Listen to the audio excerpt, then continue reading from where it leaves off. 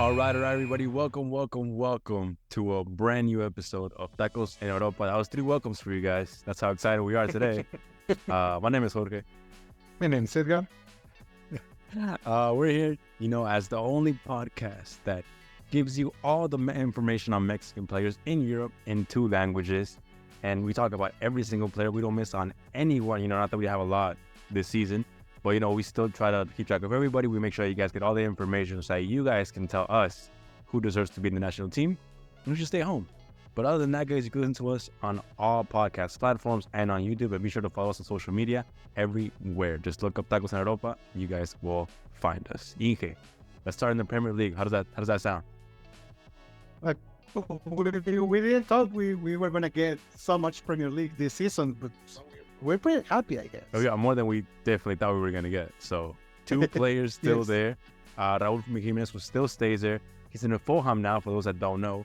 They played against Brentford, and he starts his 2nd match in a row for this team. And he plays 86 minutes, but not back to normal yet, I believe. No, he's not looking great, and Fulham in general aren't looking great. They depended a lot on Mitrovic, and he's already gone to Saudi Arabia. So it's going to be tough this season. And it seems unless they sign someone else, Raul Gimenez is going to be their starter striker. And he's not fixing anything this season Not by yet. himself. At least not yet. He does look like he's that short-term, solution for the striker role. And yeah, like you were telling me during the game, like he was out of position to like a lot of this match. And when we saw him in the middle, something interesting that I noticed was that they were using him as a kind of like a target man. And when he received the ball, it wasn't like in Wolverhampton where he knew where the players were going to go and he sent the ball out. This time it was more of like, losing the ball, not being able to see where the players were going. So maybe with a little more chemistry, we'll see a little bit of that form we saw at Wolverhampton a couple years ago. Yeah, we have to wait and let him get used to the team. And the team in general, like, needs to settle because in the Premier League, especially these middle table teams that were waiting for the big moves from the big teams, are still moving on the market, like in the transfer market, getting new players, moving their old players. So it's gonna take a while for it to find their stride. I don't remember how long it took Fulham last season, but my guess is that it was kind of the same. Yeah, they did kind of finish a little lower there in the table, didn't they? Were they in the middle? I can't remember. No, they were actually they were pretty close to the European places. Oh, okay, yeah. So they were like a black horse. Like nobody was right. waiting for them to be It was that one route. team that was punishing the bigger teams, but yeah, we'll Chelsea, see you mean? how it goes. Well, speaking of Chelsea, good segue there. Okay, talk about West Ham versus Chelsea today, with Edson Álvarez coming in to play 15 minutes, 15 pretty solid minutes, should I say? Yeah, he had a pretty good game, I thought. Even though it was only like he got in on the 80th minute and only get those 15. I mean, he was playing against Caicedo, and out of the 2, Edson played way better. Yeah. Caicedo was looking a little shaky there since he came on the pitch. And I mean, Edson Álvarez's first touch, not to compare the 2, but like his first touch was literally just like a blocking across, like a powerful block, And after that, he was there, just trying to defend that lead, and they ended up scoring another goal to win this game 3-1. And one man down, One man down after the 2nd goal, and they were able to win this 3-1 and against Chelsea, a very, very expensive team who, a lot of people expect great things from this season, hopefully. But yeah, I mean, I think it was a good move so far. Can't wait to see him start, man. Can't wait. Yeah. I my feeling is that he when compared to the rest of the players in both teams, even though he was fresh, he wasn't as fast. Yeah, he was a bit. My guess is that's gonna be. It was a couple of things. Like he didn't have the preseason like wind up to the season, so it's gonna take a while for him to regain his athleticism. but still he needs to work on it because even in Ajax he was never a fast player, you know. Yeah, and I'm actually surprised that he came in because they said he was gonna miss out probably the first 2 games of the season. But it's Yeah, I good was that expecting him to play until September. yeah, it was good that they kind of trusted him to hold this lead, and they put him in 15 solid minutes, and that says a lot about the coach. Hopefully, he trusts him to do that 90 minutes soon. Yeah. All right, and then we don't leave England yet because in the under 21s for Arsenal we have Marcelo Flores, who we thought was dead, but he comes back like a phoenix rising from the ashes to play in the 67th minute against Leicester City U21. To not do much really, we couldn't catch this game, to be honest. It's a little hard to find, but we do know that he played in the 67th minute, and he's getting a little bit of time in this youth Arsenal team for now. Yeah, he needs to get reacclimated to the season, and hopefully he regains a little bit of he's not level, but he's standing with the team. He has been training with the main team in Arsenal, so that's probably a good thing. Yeah, so we'll see what happens there. Let's go over to Spain now, and starting with Sevilla, Tecatito sees no action this week, starting off with that game against Manchester City. The UEFA Super Cup, they do lose some penalties at the tie-in 1-1, and like I said, no minutes from Tecatito, but they do play against Alaves on Monday, so hopefully we can see some minutes from him tomorrow, but we'll see. Well, today when you guys listen to it. I don't feel we're going to get Tecatito again, until the transfer window is closed completely, because I feel they really trying to get him to Monterrey. Yeah, I mean, and I know it's more of like a financial thing, not because he is bad or something, but it's just weird to me because I think they need a player like him right now. Like Sevilla yes. He's a good player to have. You can play him on both wings. He's very, very creative. I don't know why it's like Jones in the thing is, I think he's the highest earner in the team, like really? The highest wage. Yeah, it is. Yeah. Because he arrived free, they didn't buy him, so I think that's gonna be the big reason. That's why Bono even was sold to Saudi. Yeah. So we'll see what happens there because Sevilla needs some money, and then hopefully he stays. Real Betis, Andrés Guardado, today he comes in, plays the last 10 minutes just to close out the game against Atletico Madrid. They do end up in a tie, so he does his job, make sure that that's zero. A big point for them. Yeah, and like I said, like him and Atletico Madrid are like probably those teams that want to play. They want to end up in the top 4, and Atletico's always there, ready to punish Betis. So this is great. This is great to be able to get at least 1 point against Atletico. And how did you see him these 10 minutes? Well, that's the kind of game where if you're Betis, you're playing against an obviously stronger opponent. Yeah. You're going to hang on to your butt for those last 15, 20 minutes. That's what Guardado was doing. He went in as a sub for a winger, and he was playing in the midfield. Everybody was defending, and Guardado was helping out on there. And now, probably the player that a lot of people want to hear about, Julián Araujo against Valencia with Las Palmas. It's a defeat 1-0.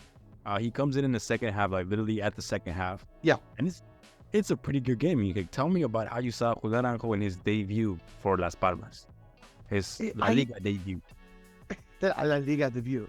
He was great, actually.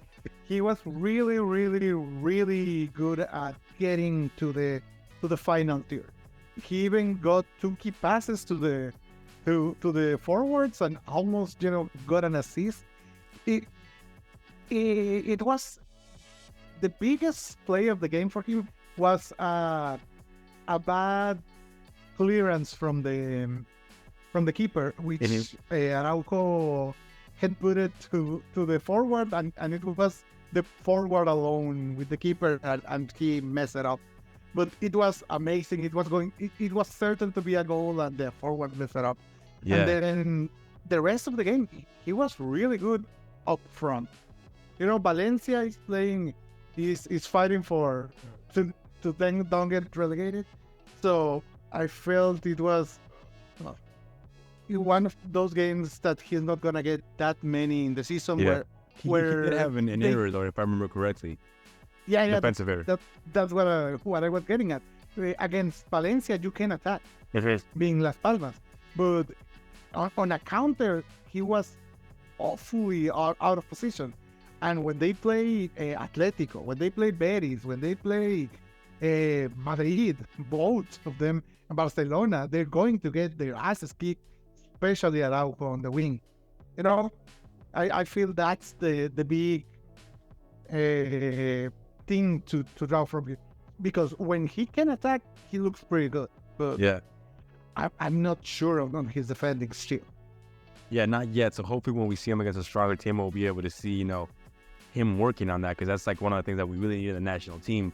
Let's go ahead and wrap up this Spanish with Espanyol in League 2, who doesn't play Montes for now. He's trying to figure out a way out, so obviously he's not going to get any minutes yet. We'll talk a little more about that in the extra section, though.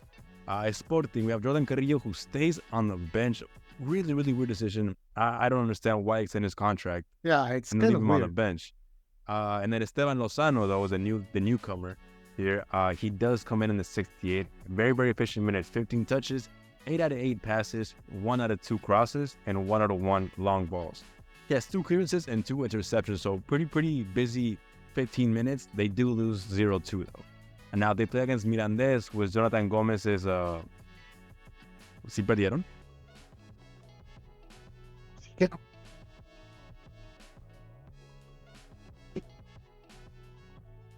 Ganaron.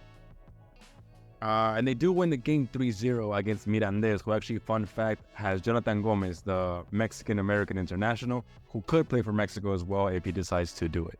All right, now let's go over to Italy with Napoli and Chucky Lozano, who do not give him any minute against Frosinone in a 3-1 victory. What's going on here, man? I don't know. My feeling is that even though Lozano is ready to play, he wasn't on the cards in the preseason. So he's not up to speed with the new coach. That's my read, and I feel they are still trying to sell him. Yeah. So that may be the reason why he's not playing. We have some of that as well on the gossip column of the episode, so be sure to stay till the end. Going over to Genoa, we have Johan Vasquez, who doesn't start. A weird decision against Fiorentina in a 4-1 loss. The defenders the center backs look terrible for this game. Everyone looked terrible. It was sad. Everyone but the guy that scored, I don't remember the name, but everyone was awful.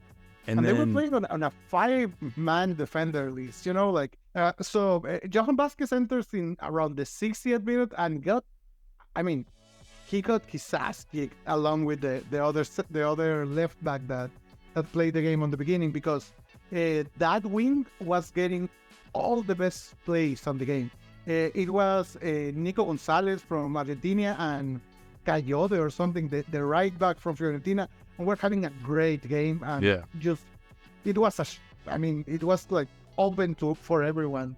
So good that they were playing, and every time that it was a duel among Johan and Coyote, he always got his ass kick on speed.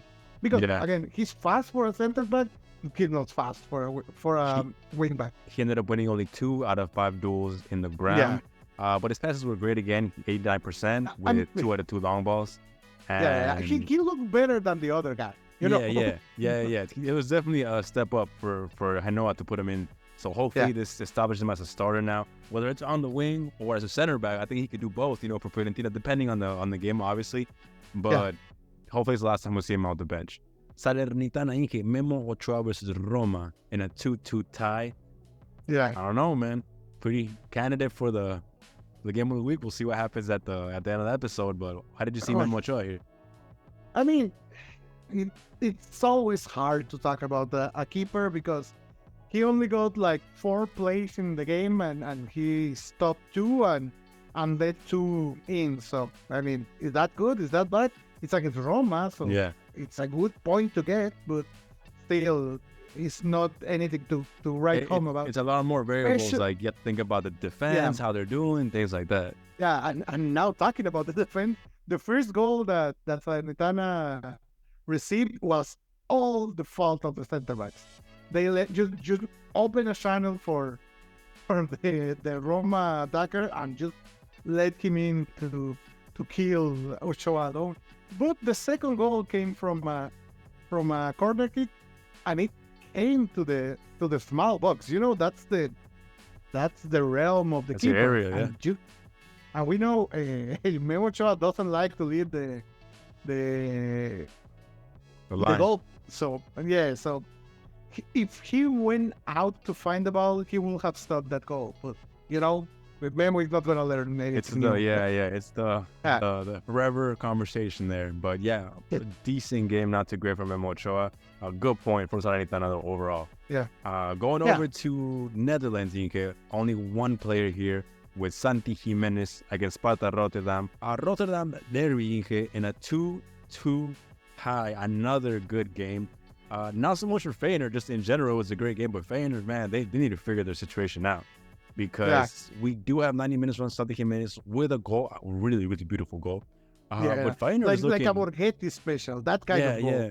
It was just an amazing shot where he knew what he wanted. He told Paixão, and Paixão gave him a beautiful ball, exactly what he needed to do it. And it's a great header to get them the first goal. He does have 2 shots on target and 2 outside. And he ends up with 4 to 7 duels, which is one of his specialties, really, just win duels as a striker. But other than that, Feyenoord is looking very worrisome so far. Not looking like the Feyenoord of last season at all. Yeah, the feeling I get is that PSV is going to be the strongest of the 3 main teams this year. Yeah, sad that they don't have a Mexican now to win it now. If it's looking like they're going to do it, it's sad they don't have one yet. Pepe is a Mexican. He's not national team, but I forgot he was out. I was trying to I just forgot he was in there actually. But a Mexican international. How about that? Natural. Yeah, it came out natural, man. He made his choice. No, I'm just kidding. They don't have a Mexican international for our team, to win it. So that's me. Going over to Belgium, Genk, Inke. It's getting a little weird here. 3 games in a row without Gerardo Arteaga. They keep him on the bench. They do bring him, but they keep him on the bench. I think it's time for something new. I hope he's cooking something that we just don't know about, that nobody's heard about yet, but he can't be staying here much longer because he's not going to be getting any minutes, apparently, as things are looking. As we finish it off with Greece, we have 2 games here. Champions League qualifying against Dinamo Zagreb. AEK Athens plays Orbelin Pineda as a starter for both games. But the man of the day for the first leg was none other than the legend, the international powerhouse, the Mexican god, Rodolfo Pizarro, who just came learning everything he could from Lionel Messi and comes in the 83rd minute to give the winning assist away from home against Dinamo Zagreb, a respectable European team, like a Croatian powerhouse, a winner of the Croatian League. And champion. Yeah, he just comes in and gives that assist to beat them in their own home. And did you ever think that those words were going to be uttered in this show? Rodolfo Pizarro, assist in the Champions League qualifier. We're getting close to see him play in the Champions League. One more That's leg. Wild. One more leg. Wild. Because the second leg, we see Orbelin start once again playing 76 minutes. They tie this one 2-2. Amazing game. He's been fine. He's been fine playing. Amazing game, by the way, this one. And we don't have too much stats for the classification games, but they both played pretty well in the games. And it is a 2-2 tie, so on aggregate, they go to the next round, which is against Antwerp, the Belgian team. So now, whoever wins this leg goes to the Champions League. Whoever loses, Europa League directly. Yeah, and just to add, in the second leg, Athens were losing up until like the 85th minute. Yeah. And then just on those last 10, 15 minutes of the game, they got 2 goals to not only to catch up to Dinamo, but to win and don't need to go to penalties. It was great. So it was an amazing game right there to finish it off, and it's good to see them one step closer. One more game or one more leg. ¿Cómo se dice? One more round, and then they'll be able to go to the Champions League. So we'll see what happens there. Vasco Aguirre, he plays against Villarreal, and they do lose 1-0, unfortunately, on the coaches section of the show. Player of the match day, Ike, who you got? I think it has to be Santi, right? He scored, and even though there were other players that had an okay game, like Alvarez, Ochoa, And he was the only one that shined. Even though, um, Yeah, unless you count Pizarro's great debut. assist. Hey man, if you assist in an important time, I'm tempted to give it to him, but then if I give it to him, it's saying that he's not gonna do something good again. So I'm gonna put my Yeah. faith in him and Yeah, hope that there'll be a day later we'll be able to give it to him. So I'm gonna go Yeah. with Santi for this one. yeah, it's fair. Game of the week. Game of the week, I think. I mean, I really like Betis and Atletico Madrid. Like, Yeah. I really like watching That's like Atletico literally Madrid play. your football. Yeah, my anti-football, like Yeah. that's all me. And I like when Chelsea loses, so those two, I'm happy with those. But it has to be Athens against Zagreb. Yeah. Those last 15 minutes were crazy. The Salernitana game was pretty good too. I think I'm gonna go Yeah. with that one just to differentiate. But that AEK game was just like a nail biter, man. It was a Yeah. crazy amount of emotions. It's kind of the kind of matches that we really want to be able to put in this section of the podcast. You know, the ones that we want to talk Yeah. about a little extra. So I put Salernitana, but definitely AEK, man. They deserve it, man. Great game. Hopefully we'll see Yeah. him, man. I'm excited to see him in the Champions League. For Yeah, the and extra, to get on the Champions League and then just like fight with biting and nailing. I don't care. To I don't get care. to the Europa League. Directly to Europa League, but like they'll still be able to. Like we see Pizarro against like freaking Manchester City or something. Can you imagine that? That's crazy. That's crazy, man. Okay, Pizarro marking, I don't know, like John Insane. Stones.